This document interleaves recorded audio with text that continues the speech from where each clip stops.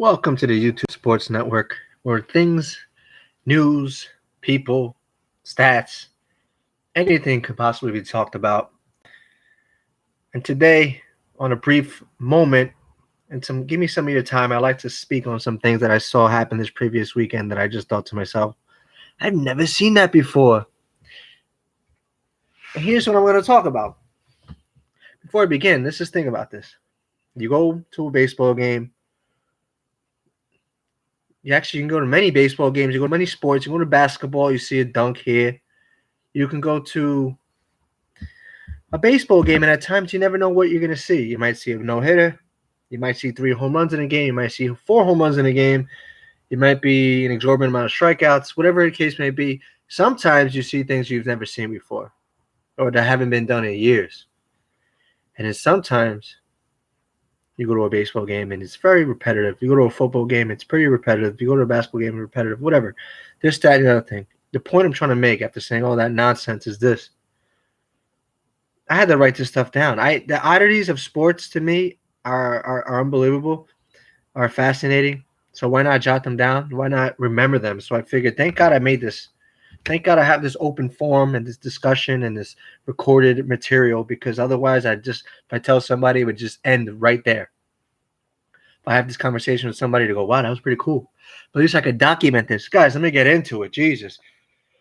First of all, the NFL is a joke.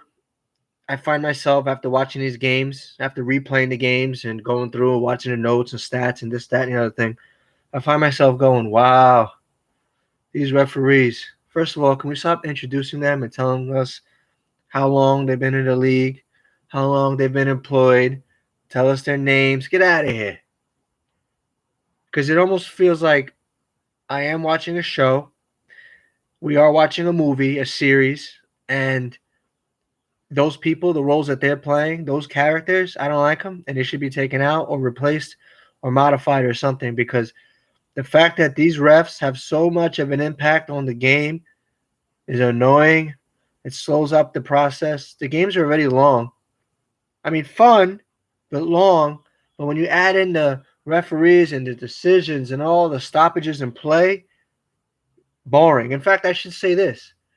5 things I've never seen happen in a game before, because the Washington Commanders, hosting the Jacksonville Jaguars, the first 3 plays of the game had a penalty.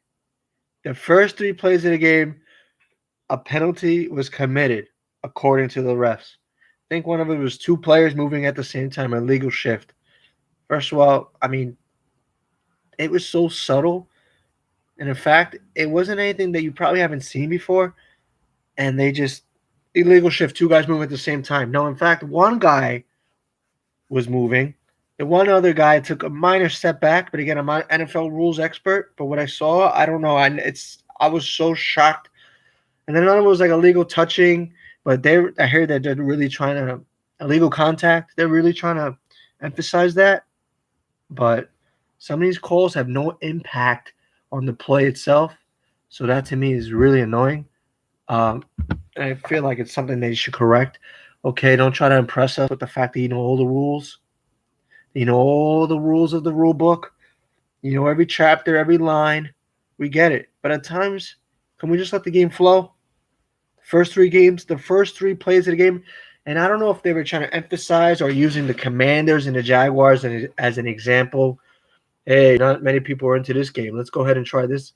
Let's go ahead and try to pinpoint and nitpick at everything that can possibly happen. And it actually happened to be a ref's first game that he's called. So I don't know if that was the case. Maybe he was trying to show out because it was his first game. But come on, man. That was horrible. But the points I want to make is this. I'll start with this. Things I've never seen before. Unsportsmanlike penalty. Have you guys ever seen this? An unsportsmanlike penalty was called on the Bears punter because he brought a towel onto the field during a field goal attempt. He brought a towel onto the field and was trying to dry up the spot or take away some of the moisture that was on the field because it was a monsoon going on in Chicago. and it was really tough playing conditions. So the punter, smartly, I mean, kind of a smart move. He brings the towel onto the field. He tries to dry up the spot, and then I guess he disposed of the towel. I didn't get to see what he did with the towel, but and then during that attempt, a flag flies, and it says unsportsmanlike penalty on number 16 for bringing a towel onto the field, and this by law is illegal in the rule book. This is during a field goal attempt. This is a crucial. I mean, it was a pretty. I mean, every moment in a tight scoring game is pretty crucial when it takes you out of an opportunity to score points. So he was just trying to do his boy a favor, Carlos Santos, the place kicker for the Bears. He was just trying to kick a field goal, and his punter, who was the holder during the situation, was just trying to dry the field. But according to the rule book, that's not allowed. So they called an unsportsmanlike penalty on the play. I've never seen that happen in a game. So took him out of field goal position, and then they had the punt. So the guy who actually cleaned up the field, the punter, forgive me, I don't have his name here. Probably should have wrote it down, but that's not the most important part of it. It's the action itself. He wound up having to punt the ball instead of holding the ball for a field goal. So took out the towel, then he actually got called on, and then he had to, instead of holding the ball for a field goal, he had to punt it. Took the Bears out of field goal position. I think I went from a 47-yard field goal to 50-plus in a monsoon, and he decided to forget about it. That was strange. Anyway, the Bears won that game 19-10. The second thing I've never seen before, and to some this would be pretty funny if you follow the team, the Chargers. Near the end of the game, we're actually in the very last drive, in the very last possession, and what most teams do, what all teams do to seal the victory, they huddle up into victory formation. So Chargers fullback, Xander Horvath, right? That's his name, Xander Horvath. He was drafted this year, in fact. I think 6th round, something like that, late round draft pick. Either way, regardless where he was drafted, you could tell, though, something wasn't right. He had to be directed to where to stand during a victory formation. So he was a little off. But then I thought he was in position. All of a sudden, flag thrown. Illegal formation. Flag was called on the Chargers for illegal formation because Xander Horvath was not in the right position during victory formation. I just find it funny or ironic, however the case may be, is the fact that the Chargers are not usually accustomed to setting up or lining up for victory formation because they always have to either come back from behind or have a devastating feat going against them. They're on the other side of some strange way of losing a football game. They're actually now in position to close out a game, and funny enough, or ironically enough, they could not do that properly because there had to be somebody wasn't set up in the right position. I just find that funny. It's like, oh, leave it up to the Chargers and not know how to close out a victory and have a flag called on them. This is a position you're not usually in. So, I mean, maybe there'll be a lot more of that going forward. But Xander Horvath, who scored a touchdown in that game, got a penalty called on him for illegal formation. So that's another thing you don't see. Unsportsmanlike penalty called on a punter. Illegal formation called on the offense because they didn't set up properly for that. I never seen that. So that's two things. Chargers win 24-19. Another thing, and this is something that people were talking about. I saw on some forum, I think Reddit, but I saw it myself during the game. I was rewatching the Saints and the Falcons game. An intentional grounding was called on Jameis Winston when they were marching up the field to make that last-ditch comeback, in which they did succeed in doing. But right after that bomb that Jameis Winston hit Landry with, I guess the refs thought or assumed, or I don't know what they were thinking, but Landry got up. While he was hitting the ground, he got touched prior to hitting the ground. So, as he falls, but he's actually getting touched falling on the ground, that would mean that the clock would still run because he was down in bounds. But they thought he wasn't touched on the way down. He got up, ran, and then ran out of bounds. So that would stop the clock. But in fact, Jameis, I mean, you can't blame Jameis. He ran everybody ran up back into the line of scrimmage, and they got set up to spike the ball. But the refs thought that he got up and ran out of bounds, so the clock was stopped. Long story short, when you're going to spike the ball, you can't spike the ball when the clock's already stopped. That constitutes a intentional grounding call. So all this whole mess that was going on. In fact, the announcers didn't even pick up on it. John Vilma, who always seems to get a Saints game. I mean, no coincidence that he used to play with the Saints? Strange. Either way, intentional grounding call was made. A flag was thrown on intentional grounding. I'd never seen that before. I don't think I've ever seen that before. So that was strange that happened. I mean, for the Chargers' sake, it didn't cost them because I think I'm sorry, Chargers. For the Saints' sake, it didn't cost them because Jameis hit Jawan Johnson, I believe, for like a 16-yard gain after that, which was huge to get them into field goal position. And Will Lutz, who missed all of last season, hits a 51-yarder to win the game. But I just thought, can you imagine if that would have cost the Saints the game? We wouldn't be sitting here talking about this or just, casually talking about this moment. It'd be all over the airwaves. It'd be all over TV. Everybody would be talking about this moment in time, and they'd be talking about how Jameis Winston, although, they always find a way to say something about Jameis this, Jameis that, but I'm a fan of Jameis. Hope he does well, but luckily it didn't cost him. And it would have been another added theory into the NFL screwing the Saints, which, if you really look back on it, there are some moments you think, holy crap, maybe they are. A lot of weird stuff has gone against them, but that was strange, and luckily it didn't cost them. And good victory by the Saints to come from behind. And to piggyback on that, another thing that happened around the same call that wasn't made, a fourth thing that happened is during the Browns and the Panthers game, which, if you watch that game, was not the best brand of football, sloppy. I mean, pretty good defenses going at it. Two defenses that don't give up a lot of yards per play, so very similar. I made this distinction between in my one of my previous videos when I was covering each team heading into the season. What I said about both of these teams was that they're very similar in nature. I mean, they both give up a lot of sacks, but they're both good defenses. So you kind of saw some of that. Actually, you saw a lot of pressure on the defense in this game, on the quarterbacks in both of these games, and you also saw tight defense. So with that being said, late in the game, Jacoby Brissett was in a position to spike the ball, and I don't know. While he did so, he did this weird step back, he pivoted to his right foot. He pivoted back, and he tried to spike it, didn't spike it, or fake spiked it, and didn't wind up doing it anyway. And a flag was thrown, and then all of a sudden the refs gather and they say, "All right, guys, what are we thinking here? What are we going to say here to cover this up, to make it seem like there's no flag on the play?" But it was visually awkward. It was something you don't usually see.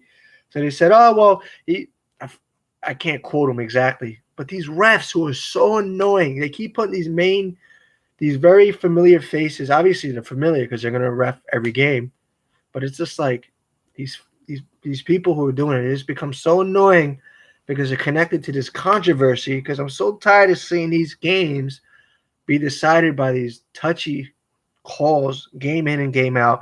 When every time it's one call happens in one game, and then there's another game that has the very same situation, and they don't call it. So it's why? It's at that point you leave it up to a judgment call that these guys are screwing up, or whether it be that they're either screwing up or there's some type of favoritism, or that fixes in, as you say. So Jacoby Brissett lines up. I mean, the offensive lines up. Jacoby Brissett's about to spike the ball. He does his fake spike. He doesn't do it, and he spikes it, and then NFL says, "Oh, by rule, or not even by rule, the quarterback was fake spiking it, and then he did spike it, so there's no foul on the play." I'm like, huh? I was so lost in that, because if that was a flag on the play, then I think it would have took because it was already a long field goal, 56 yards, something like that, for the Browns to kick. So it would have made it a 60-yarder. So they were able to get bailed out on that play. But I swear, I've never seen these things happen. A sportsmanlike penalty called on the holder for bringing a towel into the field to dry the patch that they're going to kick the field goal in, to then get called for unsportsmanlike conduct, and then they go back 5 yards, takes them out of field goal position. Never seen that. Victory formation, illegal formation because one of the players, and this being a rookie fullback, was not in the right spot. Too many men in the backfield, 5 men in the backfield. I think they said something like that, 5 men in the backfield. That was strange. I'd never seen that called before. It's like, I guess they'll learn how to do that more when they win more victories this season. Intentional grounding on a spike. But then again, there's a little caveat to it because the refs didn't make the right call because they didn't see that it was actually the clock should have kept running. So that was something I never seen, intentional grounding on a spike. Then on top of that, there's an intentional grounding that wasn't called, but there was a fake spike involved, but then it was allowed because he actually did spike it. So let me tell you, it usually happens. I'm like, are these the replacement refs we got going on, or are these like they're trying to nitpick? Because I know they're trying to emphasize certain things, but I don't know why I follow the game. Sometimes I question. I say, I don't know why I follow the game. It is probably one of the most frustrating things, one of the most frustrating sports to watch because they take out the flow of these games. Every time there's a long call, there's a long play up the field, there's a holding. But then most plays there's a holding on a running play. It's just like they call it when they want. I don't know. It's like they alter the rule book for certain players and teams. It's just like for players and teams, it's just like, wow. I swear I come at it and go, why am I watching this game? Why do we care? But then I also tell myself, should I just take the emotions out of it? It's not like I'm playing. It's not like I'm being paid. It's not like I'm being affected by it. But I guess it's because it's what the rule of what's right and what's wrong and the purity of it. Can we just like that? Can we just watch the game flow out and play out naturally? Why does everything have to be altered? Why does everything have to be I guess, affected by the decisions of others when there's already, or affected by the people who are not playing the game? And I understand they have to officiate the game, but a lot of these calls, it makes you question. There's already the element of controversy that's attached to these games, and then when you see this, it's almost like at the point they just put it so much in your face that you walk away going, "What? Well, that's the NFL for you." You're just being conditioned to not be bothered by it. But I'm still not. I still haven't accepted the fact that these referees, they gotta stop. They gotta stop. They gotta chill out. Yeah, we get it. You know the game, and you paid to call the game, but he also paid behind closed doors, I assume, with some envelopes prior, and get the headsets off. Who the hell are you talking to? Are you talking to each other on the sideline? What are the headsets you got? Who are you speaking to during the game? You got to wear a microphone and a headset. I understand. My knowledge used to be one guy, the one who's making the call and telling the fans what's going on. Now, most of these guys are wearing headsets, or am I bugging? Am I exaggerating? Do they all wear headsets? Am I just not paying attention? Are you getting the call from upstairs or from Vegas? It's just like, man. 4 things I never seen before happen in the NFL. I gotta get better at the YouTube Sports Network. We gotta tidy up and tighten up the ship a little bit. There's a lot going on. I guess it depends what time of the day I'm speaking. My head's a little cloudy. My voice is a little unclear. The YouTube Sports Network, this is just the ground level. We're just building the foundation here. I gotta work on the backdrop. I gotta work on the outline of my information. There's a lot going on, but you understand, I guess you consider ADD, OCD, whatever you want to call it. I'm all over the place sometimes, but the information is there. You just got to believe what I'm saying, because believe me, I'm not going to steer you in the wrong direction. You just got to believe in this. I don't want to say believe in the process. Just believe in it. This is my open forum.